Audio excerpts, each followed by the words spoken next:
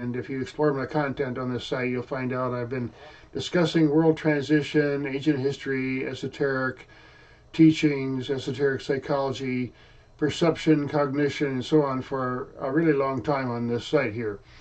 And today is January 3rd, 2023, and I want to talk about a subject that is very, very moving to me and has been for a long, long time in my life. As I said, I grew up in India and I saw a lot of poverty and extreme kind of poverty where people born crippled, they got no help. They're crippled from the time they're young and they're going to be a beggar their whole life. There's no really choice, you see. So I experienced and observed a lot of suffering, but at the same time, my life was not ecstatic in India. My parents were not wealthy or anything, but we had the basics and I was okay and I didn't experience much personal suffering in my life. So when I became a young man in my 20s, I learned about meditation and I started to really ask those questions. I was in the United States and it was the 70s. I went to college in Michigan and all the stuff that was going on, the Vietnam War, and this question, this eternal question that we all have is, why is there so much suffering in this world? Why is there so much suffering? I understand that, I was in India, there was poverty and so on, and that can bring suffering, but at the same time, I also saw very poor people who were happy and playing and everything, and then I saw people in rich countries that were just so miserable. They got everything compared to the people in India, but they're still miserable. And this is a very, very powerful question, and I talk about it because it's personal to me. Most of us are sensitive to human suffering, and we want to do something about it. People get into the caring professions. People become doctors, and they try to help. They want to alleviate suffering, and that's an old thread because the greatest teachers that ever come on this planet, there's been many, many of them. The Buddha, supposedly Buddha, swore a vow, okay, I'm not leaving the solar system. I'm not going on to the infinite glory until everybody in this solar system is enlightened and has joy in their life. Because as a human being, as you grow in consciousness, and many people who listen to this, they understand what I'm talking about, you can't help but feel a compassion when you see suffering. And there's so much of it in this world, and there's all kinds of suffering. It's not just physical, there's all kinds of mental suffering. And these great sages have come on this planet. They said, look, it's not necessary. None of the suffering is necessary if you understand why we're here, what we can do, what this equipment is. There's no need for all that suffering. And this is a big, big problem. It's touched me in my life, and I'm motivated by it because, I don't know, I've had a lot of blessings in my life. I'm not wealthy, never grew up in a wealthy family. I had the basics, and I learned to be content. And my best experiences, my happiest experiences in life have been giving to others, sharing, expressing the joy of life. Simple, simple things that bring happiness. And I don't lack for happiness in my life. I've been practicing meditation. I'm not wealthy, but there's something about understanding who we are that brings a certain contentment, and that's what I'm trying to talk about here. We grew up in a certain culture.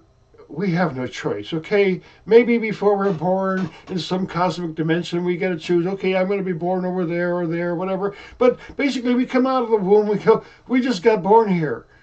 Sometimes our parents are nasty or weird or confused, and sometimes they're very loving but not very educated. Sometimes they're very educated but not very loving.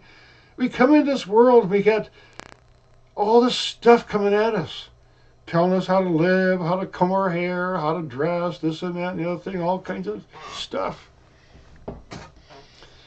And the problem is that people try to comply, human beings try to comply with the social standards or religion or whatever, and innately there's a part of our being that says, I'm not that. I'm not that. I'm not limited by that. There's something more to my being. And that sets up a conflict, and people have suffering, mental suffering. Say, okay, maybe I got everything. Maybe you're born into a family where you have an inheritance of $10 million as soon as you turn 18, and after that, your life is basically fine, okay, as far as money goes. But it doesn't mean you have an understanding of happiness and what is the value of this life? What can I do with it?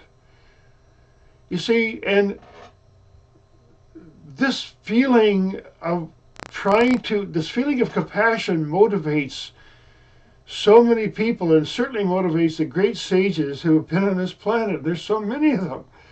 And they all say the same thing, basically simple, simple, simple.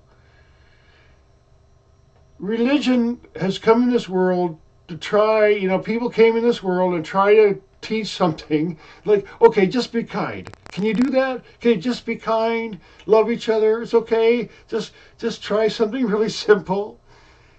Okay? Can you do that? But we can't do that. Apparently, wars and wars and wars, and then there's people come into this incarnation, and sages come, and angels come, and on this planet right now, I'm very convinced there's millions and millions of enlightened souls on this planet. They all want to do service. We all want to just come in and say, look, enough of the suffering. We don't have to suffer. We can feel content within our being. And we have so much of our being that we have no idea. If we understand what our real being was, we would never be so miserable. So I have a passion about this, and this is a question I want to address. People say leave your comments and so on, but why are people so unhappy? Why are we fighting? Why are we fighting? We have such short lives. We don't know. I mean, our little brain, a little coconut up here. We can't understand the universe. We can't understand God. We get a scripture handed to us, and it's like, okay, memorize this scripture, but we don't know where it came from or how it was translated or anything.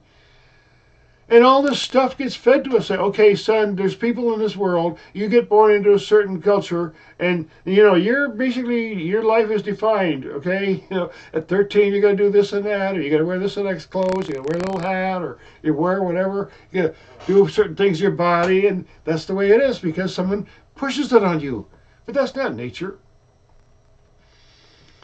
And it creates all kinds of suffering. Well, my religion is better than your religion, and I know God more than you know God, and this and that and the other thing. It's just insane. Now, I've been practicing meditation since my 20s, in 1973 or whatever, and over the years I learned a lot of different things. I had a lot of concepts. I want to be a yogi, I want to do this, but overwhelming, there's the compelling feeling of whatever I'm doing, I just want to eliminate some of the unnecessary suffering in this world. And part of it is just understanding who we are, how we can perceive what we have available to us as this human body. And to get away from some of the illusion, delusion, and pollution of the crazy stuff that we get taught and all kinds of concepts politically, it has nothing to do with our true ultimate existence. Nothing. So a lot of sadness has come into this world, and a lot of pain and sorrow and wars and cruelty and all kinds of crazy stuff has come in this world for no reason. And it's a very, very sad situation. People can be happy, okay? Yes, we need to alleviate poverty and give people food and so on if they need it. But food doesn't, there's plenty of people who have lots of food, but they're not happy, and they are sometimes the most destructive people on the planet. They got everything. They need nothing. So what do? They need some kind of entertainment to control the world or manipulate or put their view of the world onto everything, whether it's religion or politics or whatever. Now, I was born in a Christian home. My dad was a minister. My grandfather was a minister. And I was born in India in a poor Hindu culture. One of the oldest religious traditions in the world is the Indus Valley culture that has lasted for thousands of years. There's documented history of this culture lasting for thousands of years. And the sages that came all said the same thing. Basically, simple, simple. There's been wars, there's been emperor. You want to be an emperor? People say, oh, I want to be something. Okay, what is the ultimate thing on this world that you can be? Maybe you can be a king or a prince or an emperor, control a whole country or a whole region. There's been tons of them. There's been lots of them in the world. They're all gone. Is that what you want to be? the wealthiest person on the planet, or something like that, most famous. There's been famous people. They're all gone. They're gone. Happy people. Happy people are rare. Really happy people. Now, love is a big subject, and all the great teachers talk about love. But what is love? When we're born, we get taught, okay, love your neighbor. Well, what is love? If we don't know love in our own life, how are we going to love anybody? If we love our own being in the truest sense of the word, our own existence, and you see that existence reflected in everywhere you look, you're going to love. You can't help it. It's just going to flow out of you. Because you have this experience of union. And that's why knowledge, some practical knowledge, is what's needed in this world. It's not theories we need. You see, food and water. You can look at a fantastic menu and all kinds of incredible pictures of the food that you're about to eat, and you can order it and wait and everything. But the food itself, you got to eat it. You got to have real food. You can't have a menu. You can't have a description of food. So great teachers have come in this world, and people argue about it as the most silliest, most ridiculous thing in the world, to argue about God when our little coconut brain has no clue what the universe is. We have no idea. If you live 110 years and become a polymath and just study every damn subject you possibly can and go in a cave and live and meditate and everything, and then after 120 years, okay, you still won't know anything. Your little coconut brain won't know what the universe is, really. It's vast, okay? So why are we arguing about God? Why are we arguing about the names of God, or what the looks of God, or how many there are? Okay, God, the subject of God is a very, very powerful one, and it has a lot to do with personal happiness, okay? People say, okay, well, if you find God, you're going to find happiness. But you can't find a God that's defined in some concept or some statue or something. You have to find that loving unity within your own being, and there's only one place in there to just go inside. And that's what the great teachers, if you know what water tastes like and good food tastes like, then your questions are answered. So the point I'm trying to make in this video is, consider this subject. Why are there so many miserable, unhappy, angry people in this world? It's not necessary. There's joy every day. There's even dogs enjoy this life better than human beings. So that they just play, animals play, they just start playing from the time they're little. Babies play. Adults get older, they start, fighting about stuff and owning things, and you're not going to own anything. You can buy things, but you're going to die. I'm in real estate, okay? That's my job, okay? Nobody really owns property, okay? How can you own something when you're not even there? You're going to die sooner or later. That's a big part of this business. Deaths, divorces, right? People move. So everything in this world is transitory, and there's only one way to find out what is the real. Go inside. There's teachers after teachers after teachers after teachers, and techniques to books, and there are answers to how to be happy in this world. It's not a mystery. But you got to be a little bit humble. I mean, if you have a bowl and you put it upside down, you can pour water over it for 1,000 years and not one drop is going to get inside that bowl. That's what humility, just turn the bowl upside down and 1 second is full. Our heart has to open up to this universe, and not to the concepts that politics gives us, and not to the concepts that religion gives us, okay? Religion is, there's a certain purpose to religion and it helps us, okay? But, I was born in a Christian family, okay? So I understand a little bit about that, okay? My dad was a devoted fan of Jesus all his life. Same with my grandfather. And many of my uncles and aunts were also very devoted people.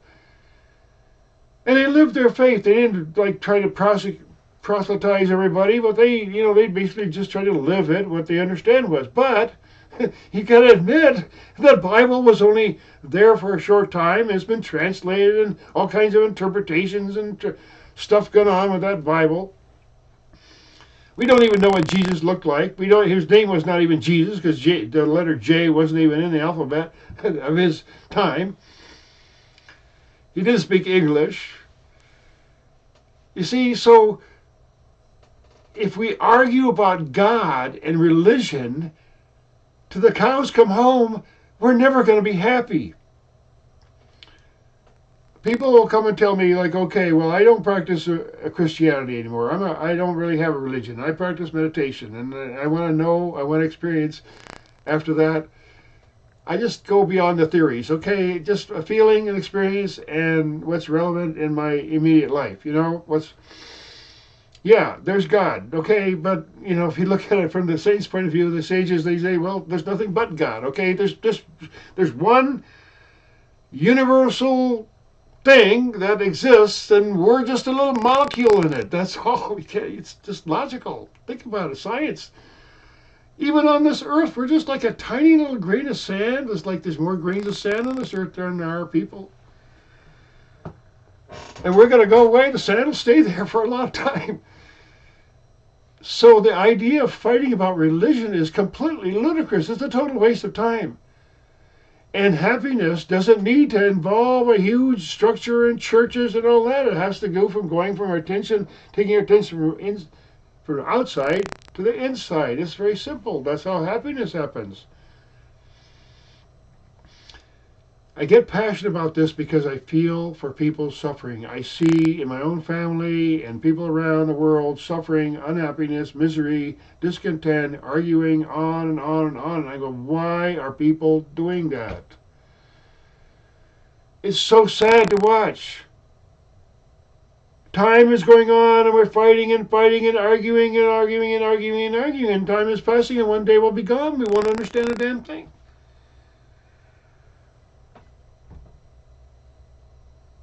Knowledge of our true self can be found. There's so many different people who taught this over the years. It's going on today. It's not a mystery. The question of the water is there, can you drink it?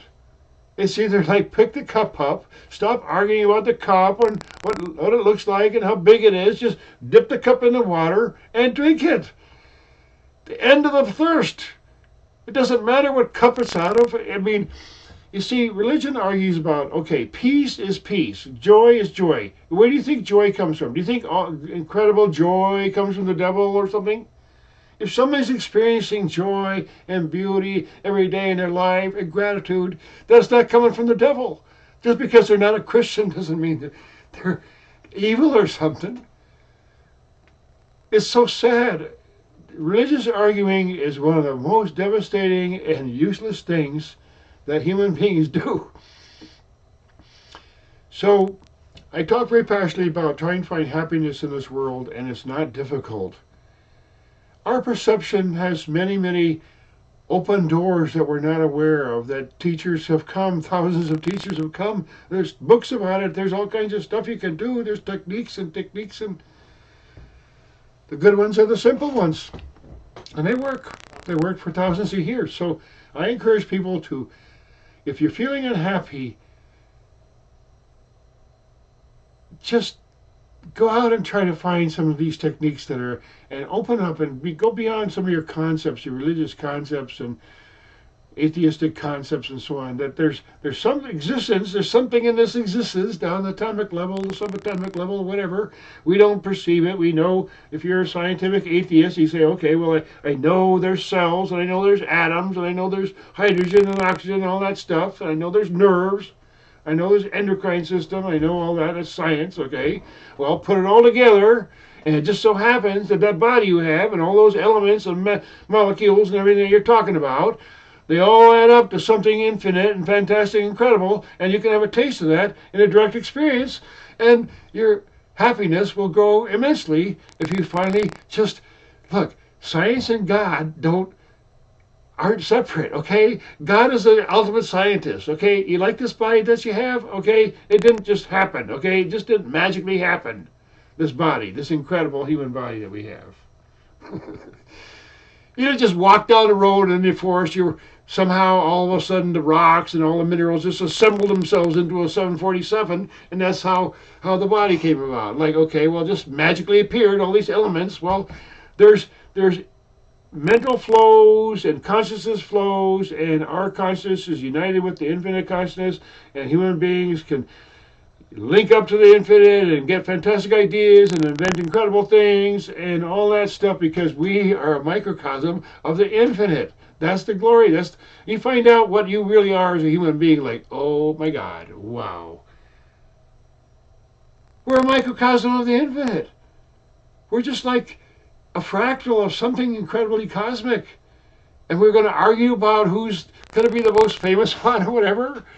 That's all useless stuff, okay? What we're a part of really is a part of the cosmos. Forget the TV shows and all that nonsense and social media. I'm a hit person, or I'm a public person, or whatever. You want to get excited about your existence? Well, you're linked up to the cosmos, the infinite cosmos. Take a look at the stars for a second and just like, oh my God, okay, I'm part of that. My consciousness is linked into that. So, summarize this thing. I was talking about why are people unhappy? Because we don't understand who we really are. And that's a simple process. We don't have to dress up in a certain clothes. We don't have to be somebody. We already are some being. If we understand that, really, a lot of our happiness will start growing immediately, just like that. It's just, oh my God, I'm not that. I'm not limited by that. One great teacher said, okay, give me everything you have, and I'll give you everything there is. I'll show you, experience how you can merge into the ocean and be part of the cosmos and experience part of it, your integration into this world, into this cosmos that you're in. Try that for size, you know. You can't get that at the Walmart.